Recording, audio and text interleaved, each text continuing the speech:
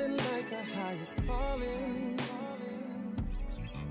There's just no place. We have Musiq in the house today, as well as Willie Hyn.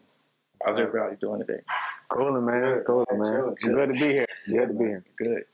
So what's been going on with you, Musiq? What have you been working on? How you been? Too much and not enough, you know. Working on new music, coming really soon. New album coming out in September. Just dropped 2 singles, Simple Things and Start Over. I'm gonna be dropping like a few other ones. I'm gonna be dropping videos. I'm just gonna be dropping like a whole lot of music. Of course, I've been working on, you know, trying to get people to know more about Willie. Right. He all over the album. Right. You know? Right. So, yeah. Yeah, no, I speaking of Willie, I had a chance to actually listen to the record, 13 Roses. 13 Roses, yeah. Yeah, and that, man, I'm telling you, it's probably, Sweet, right? Yeah, it's probably, it's like unique. It's something about, you're from Decatur, right? Decatur, Georgia. Decatur, Georgia. There's something about the east side of Atlanta that's just, it's different. It's bubbling. It's like unique from what's happening in the north. It's different from what you hear down in the south side. You got your Roys, you got your Childish Gambinos, and now we got you. That's what's up, man.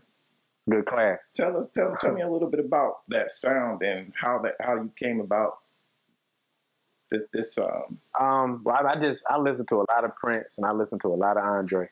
So I mean, and then coming up in the church, I mean, I drum. I'm a drummer in the church. They still got me on payroll. I ain't there.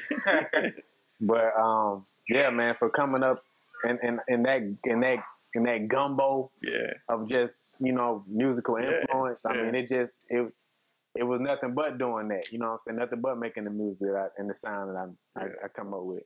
What I'm from the east side too. What high school did you go to? Man, I was a little trouble in the middle of the barn going on in that. And I had that idea. I went to my producer and told him the idea. He had a full beat. Yeah. And he was like, man, this beat been cold sitting for like 4 or 5 years. I just couldn't find nobody to get on it and rip it. He was like, if you want it, you can have it. And you know what's that's how it came to be. You know what's so great about that?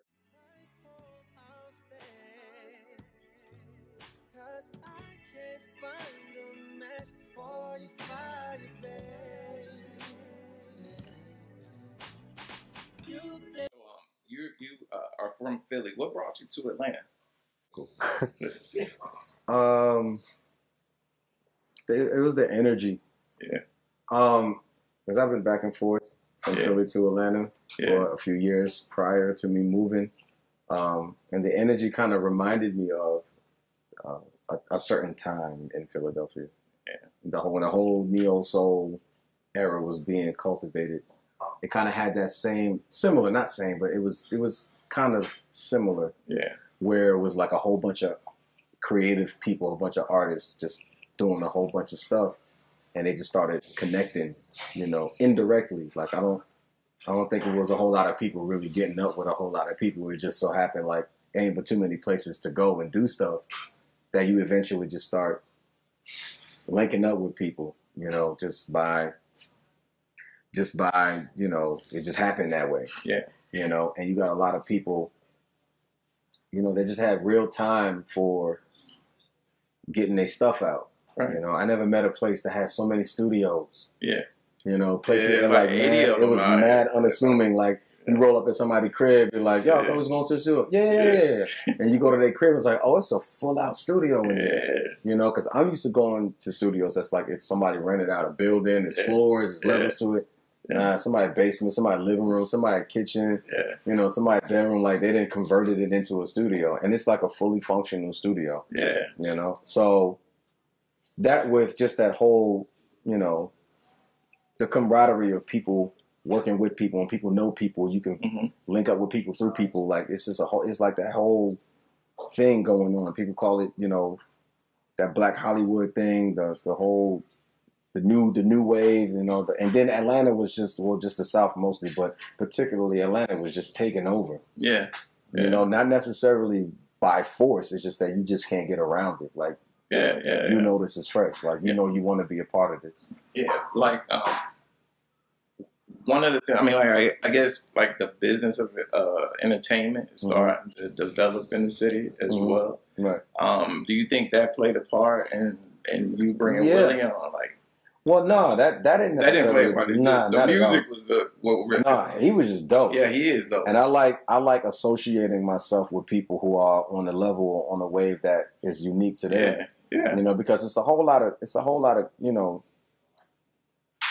copycats. Yeah. So to speak. There's a lot of people out there that's doing stuff that they're just trying to be a better number two.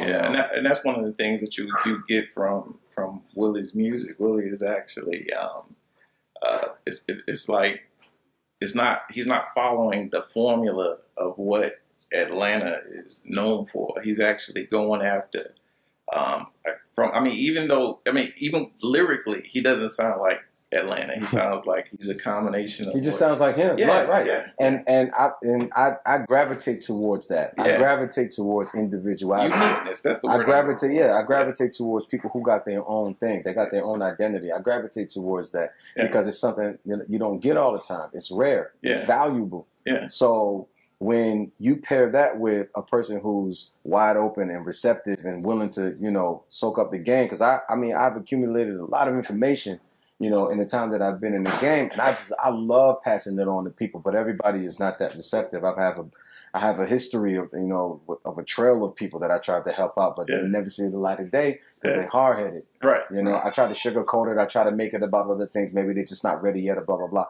Nah, they're just hard headed. Yeah. Because anytime that you're faced with information, anytime you're faced with somebody trying to help you out and put you on game and give you the tools and the tricks of the trade and the cheat codes, and you like, nah, I'm gonna go the other way. Yeah. Like, bro, then you don't. What do you want? Then? Yeah. You know what I'm saying? So every time I came to him, and it's not like I ever try to tell nobody what to do. I just provide them with the information that I know they haven't gotten to yet. Yeah. So I'll be like, yo, you know, here's some, you know, you might want to use this, blah, blah, blah. He'd be like, okay, cool, I'll take that into consideration pretty much in his own way. And he does it and it works out, you know? Right. So it's not like you're instructing them at all. Person, a person like Will, you don't tell him what to do. Right. You just help him be him. And that kind of brings me to one of the staples of your career, I guess, is for me, is you came up under, or from an executive standpoint, you came up under the Leo Cohens and the Kevin Lyles and Def Jams, the Julies, Greenwalds and whatnot at Atlantic. Do you feel like you learned something from them that you might be able to infuse in your own label and in the own business, in your own business? That's a complicated question because I have a love-hate relationship with the establishment. Okay. You know what I'm saying? Which is well known. Got it. And that's understandable too. But I still respect them. Like I still see, you know, Kevin Lyles every now and again, maybe not as much as I used to, but even then, like I would see him and I would tell him, you know, I would speak my mind, and you know, I had a lot of opinions about a lot of things. However, I was very receptive, and I was, you know, I was a team player. So I went along with a lot of things. Like a lot of people don't know, and I would say this in my interviews. A lot of people don't know. Like I would just go along with a lot of stuff because the majority of the people that I was dealing with was saying like that was the move, and I would be the eyeball out. Like I don't know, like I see it differently, but at the same time, I don't know everything. And with the decision that I make, it affects everybody. So I'll go along with it, and you know, it was hit or miss depending on what it was or whatever. So when I say it's a complicated question, I didn't learn necessarily a lot directly from those people, but I learned a lot by being around those people and being on the receiving end of decisions that were made by them. So yes and no. Because now the trend is to be in an independent space. The music the music industry has changed so much. We got a lot of because there's access to so much information. There's access to so many, you know, so much resource. You know, like the only reason why you would want to sign with a major label is if you're already like established, you already have a following, you already have, you know, you're already a made brand, and you're just trying to connect with another brand, you know, that can take you to the next level. All of this ground level stuff, like don't nobody got time or no bread to develop no artists. You know, I actually came in a time where artist development, like, it wasn't really no artist development. You know, like there was a semblance of it, you know, but it wasn't really nobody developed me. I had a lot of people in my head, a lot of people in my ear giving me ideas, and I either chose to go with it or not. Right. But it was no artisan. My timeline was super fast. It was super quick. I ain't have time to to catch my breath in a lot of ways. But if I didn't come from that already pace of being in Philly and you know, struggling and having to figure things out day by day, being on the streets, and you don't know where the next thing is going to come from. You got to figure it out that day in those 24 hours. Like you got to figure it out. Right. So I was always ready. I was always down to, you know, go. It was always go. From the moment I woke up to the moment I went to sleep, I just transferred that mentality to the music game. Yeah. And it kind of threw a lot of people off because there was a lot of people that didn't expect for me to last that long. Personally, I didn't even think I was going to last that long because it was a lot of stuff I just wasn't cool with. Yeah. But I'm the kind of person. Was it the business that was kind of like? Yeah, there's a lot of craziness that was going on. Stuff that just didn't make any sense. Right. You know, and whenever you would speak up, just out of logic and intelligence, people will be like, you know, it's just what it is. Like, dude. Yeah. Okay, I'm not trying to, you know, come in and rewrite the book or whatever, tell nobody what to do. All I'm saying is just leave me out of it. Right. I want to run y'all game, cool. Just leave me out of it. Yeah. So with Willie, what you having that knowledge, Willie, what have you learned from being around music and having him share these experiences with you? Just really just being careful, man, because he'll tell me. You know what I'm saying? He's told me, he's giving me the real.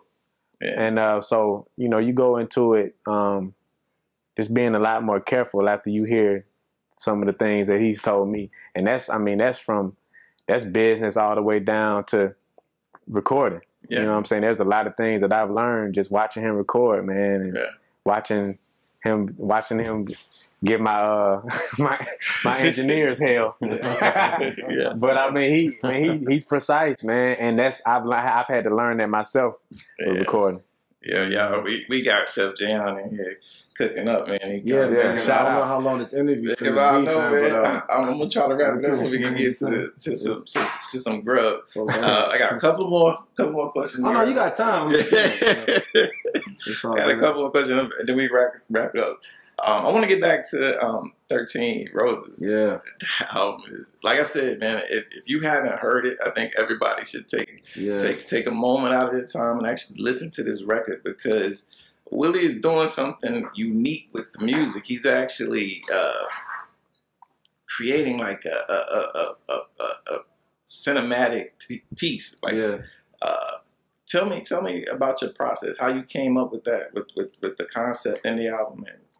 It definitely was some true story situations. Okay. So here's what happened, right? This girl, right? Yeah, that's what I'm saying. Like, it definitely was a true story. Yeah, Promise Rose. I mean, that's Rose. Real life right there. And then it's funny too, because everybody had a Wendy too. So see, but that's the thing, and that's what I really wanted to portray. Like, he really checked it out. Yeah, he really checked it out. You know, some people they'll interview. They listen to the first half of the first song, and they know how to call off titles, but they didn't really listen. But you know what?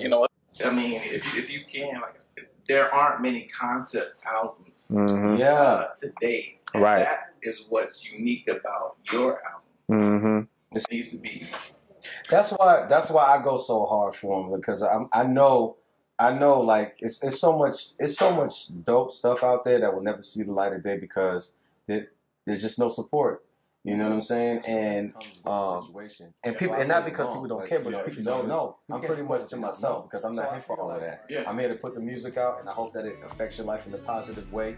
You know, I know I gotta talk, I know I gotta take pictures, I know I gotta meet people. I get it, don't get me wrong, but that's just not the type of person that I am. So I do what I gotta do as far as that's concerned. So then I figure like, oh, if everybody wants me to do so much, they want to pay attention to me, they want to talk to me or whatever. Okay, cool. Let me bring somebody along that can use the attention. That's fine. You know what I'm saying? You looking at me? You looking at me? Okay, now look at him. And you know what? He deserves it. Yeah. It's not like, you know, like you just bring somebody. Nah. He a person I can really use. Says the girl. Yeah, man, nah. That helps, bro. It helps, man. And I think it helps even more when it comes from a person who ain't all out there all the time, because the person is all out there all the time saying a whole bunch of crap. You don't know what's valuable and what's really not worth your time. Right. Because it's just attention. But when you're a person that, you know, you do have a platform, people know you, they respect your opinion, different point of view on stuff. And then you bring, you know what? You know I don't really do this, but I think you might want to pay attention to this person over there. Exactly. You know, like it means more. So I mean, I guess my next question: what's next for Willie Hyn? Yeah, man. I was blessed to be able to turn that into a movie, man. Yeah, man. Full length. Feature film. Feature film. You gotta understand that that's actually a loaded statement. Yeah. It's not just your run of the mill regular movie. No. You know what I'm saying? It's a movie just by default and technicalities because of the details that make it the type of project that it is. Right. It's a art piece. It's a piece of art. That's what it really is. You got to do it to feed the culture, and I think that's what's missing nowadays. A lot of people do too much for looks and likes. And once the looks and likes go away, like what did you leave behind that's going to feed somebody else so that they can be inspired to take the thing, you know, forward. If you notice, all the people that we holler that we inspire with myself and him and other people like us, it's always people that gave us enough so that we can eat off of it, we can consume it, and then we can regurgitate it and then put our version of it out there so that the next person looking up or the next up can have something to feed off of. Like how they going to grow and take it to the next level if they don't have nothing to, you know, to work with, you know what I'm saying? So I think it's really important that you feed the culture. And I think what he's doing is so huge because it's beyond just rap. Like he got bars forever, man. He has a lot to say in the way of his presentation of his artistry. You know, and it ain't you know, to downplay nobody else. Right. You know what I'm saying? Like you know, there's a lot of people doing a lot of stuff. There's room for everything, but there's got to be room for everything. Yeah. You can't just support the stuff that you want and then you see somebody else actually contributing in a dope way, but you don't want to support it because they don't look like or sound like what you used to or whatever. You need to teach a class. I don't know what you need, man. They just want me to sing. I don't hear me talk. They just want to hear me sing. I promise you. They just want me to. The levels are the levels. You know what I'm saying? When you tap into something, it's just is what it is. You know what I'm saying? Like if you tell somebody to make a pizza, for instance, you know, I think I'm hungry and good food. If you ask somebody to make a pizza is just, you know, it's the same basic ingredients, but everybody gonna do it their own way or whatever. But there's always going to be the similarities because it's the same basic ingredients. So when what you hear, it's not people trying to be like, because there are people out there who are trying to be like people and they just want to, you know, ride off of that. I don't understand that, but God bless you. That's your thing. No judgment, no hate, whatever. However, when you got people that's aspiring towards something, it's only inevitable that you're going to be riding down the same roads that they was riding down. So you're going to look like and sound like that person because that's the road that it takes to get to where they're trying to get to. Doesn't matter who it is, you know? And you can go down in history, you know what I'm saying, of people sounding like people, but that's not what they were trying to do. It's just that's what it takes in order to get to that level. So you're going to hear the influences, you know what I'm saying? But all that does is put you in good company of the people that was aspiring towards the same thing. You know, it only confirms what you're doing, that's what you should be doing because that's what works. That's what resonates with people. That's what's going to give people that thing. You know what I'm saying? Can you I'm sorry, Willie, can you tell us a little bit about the film and when we can see it or where we can see it? Yeah, July 27th. That's when it premieres at the Plaza Theater. Over there on Ponce, right there next to Urban Outfitters for my Atlanta people. Tickets are on sale now at WillieHyn.com. It was shot by Mike from My Photos. Amazing creative.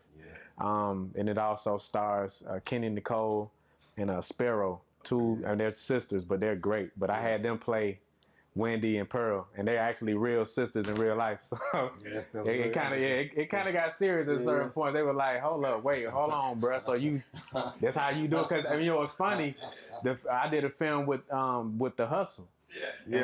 So that's really funny. And I had them as the lead girls. So it's a whole connection thing. So it's weird, but it's like they sat me down like, bro, so I know how your mind works. You on some crazy stuff, and you kind of got us in your little fantasy. I'm like, nah, man, ain't nothing like that. It's just acting, but I mean, for them to be the actors or the actresses, and to be the hit like that, like whoa, like this is really starting to have us look at each other like, wait a minute, for it to hit them. I know it's gonna hit the people. They're gonna really receive it. So it was a natural transition from going to music into film. It was inevitable, I guess. With working on The Hustle. See what y'all don't know about this. brother. Didn't say another word. Over here. This dude is a character. Okay. That's what y'all don't know. Okay. Where you think these bars come from, man? Yeah. He's just huge, man. Yeah.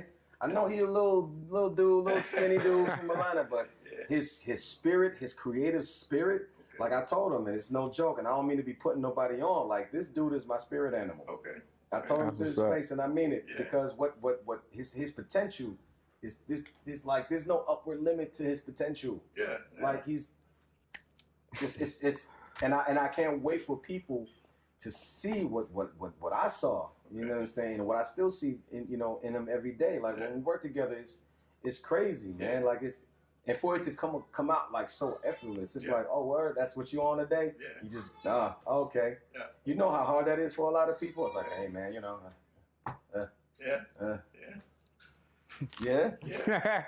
Every day, man. You know, so man. People like that, you just gotta, you guys just gotta put gas in their tank so that they can go further, man. Well, guys, I could talk to you for the rest of the night, but I know you guys got other work to do. We got that food to eat. That food to eat. Bro, I came around to show it. Yeah. Shelter came out, was like,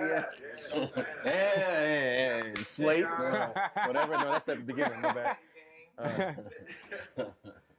But I appreciate you all. Nah, thank you, man. Thank you. Talk about the process. Nah, I appreciate you. I hope to see more of you in the future, man. July 27th. Yeah. Come see us, man. Yeah, man. All right, and Musiq, your album's coming out September. Okay. I already released two singles. Simple Things and Start Over. They're on iTunes, wherever other platform. Okay. That you can. The videos are coming out soon. I'm in the middle of the editing process of that right now. Okay. And I'm just going, like I said, just remember that I said I'm gonna put out a lot of work. I believe it, man. And I'm looking forward to a lot of work. I'm looking for. I'll pay for music. Okay, cool. Hey, I love music. Right.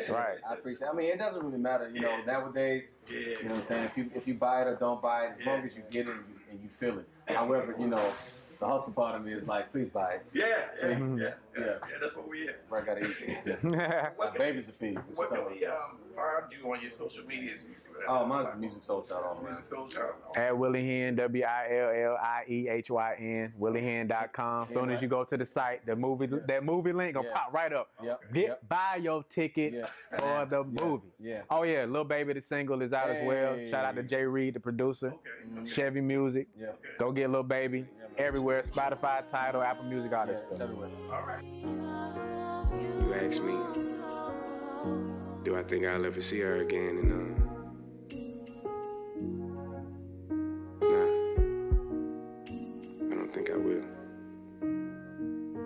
Any other questions? Any other questions?